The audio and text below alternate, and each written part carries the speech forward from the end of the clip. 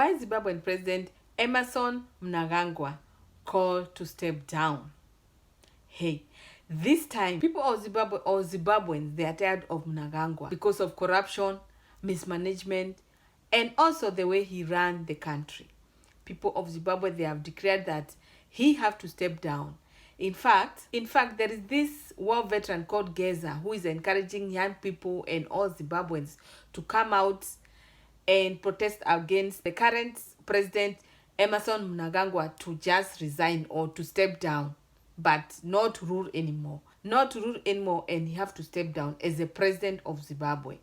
Zimbabwe is on fire now. Harare is on fire. People are protesting. People are running around the town. Zimbabwe now is unrest as we are talking, especially in Harare. The young people, they are protesting. Young and old are protesting for this president to step down. My name is Penny Kiruka. This is Penny Kiruka Official. Please subscribe, comment below, and share this video with your friends and families. I'll leave you with this clip, what is going on currently in Zimbabwe, Harare.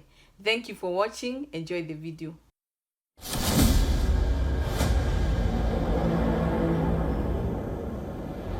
Harare is boiling. Zimbabwe's President Emmerson Mnagangwa has appointed a new army chief ahead of planned protests on Monday. Called by a group of war veterans who want to force the president to resign. The former Major General Emmanuel Matatu takes over with immediate effect. President Mnagangwa has faced calls from his former supporters to step down, citing mismanagement and corruption.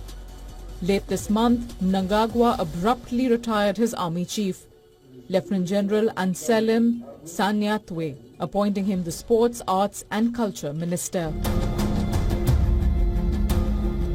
It is indeed a great honor, special recognition from His Excellency.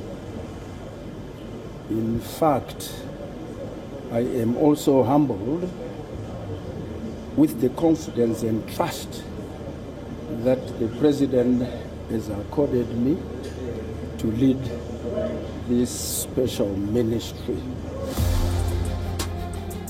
Hailing from the President's home province of Midlands, Matatu, reportedly 72 years old, is not a well-known figure, but his profile and age strongly suggest that he has been appointed to warm the chair during a volatile transition.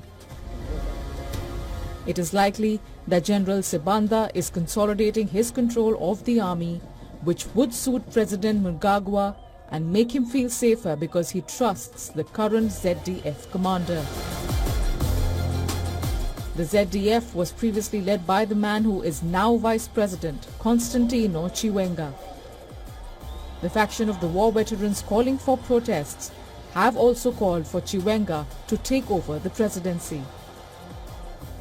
What we're seeing now is a renewed struggle from within ZANU-PF, within factions in ZANU-PF for control of the ruling party. The second crisis, of course, is the crisis of the opposition. What we've seen again is a systematic dismantling of the opposition in the last 5 years at least. And thirdly, of course, the widespread and deepening crisis of livelihoods within the country. Due to his ruthless reputation, Emmerson Mnagangwa goes by the nickname the Crocodile. He became president in 2017 following a coup against longtime leader Robert Mugabe and is currently serving his second and final term, which expires in 2028. Trouble began brewing during rallies of the governing ZANU-PF party last year after reports that the president wanted to extend his stay in office. Despite a recent assurance from Mnagangwa that he did intend to step down in 3 years, many remain unconvinced. Mnagangwa finds himself in a global political situation where the global right is on the move.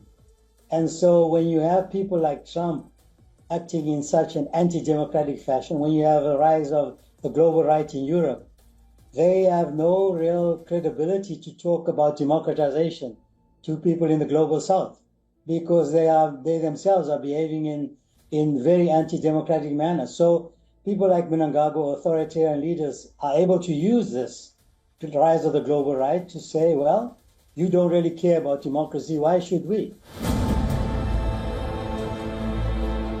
The criticism about his leadership from within his party and accusations that he intends to cling to power evoked memories of the lead-up to the coup that toppled Mugabe. While it is not clear how much public support the veterans have for their planned protests, the security minister has warned the people of Zimbabwe against taking part in the demonstrations. The police have announced a 4-day ban around the capital on the carrying of weapons or any instruments that can be used to cause violence.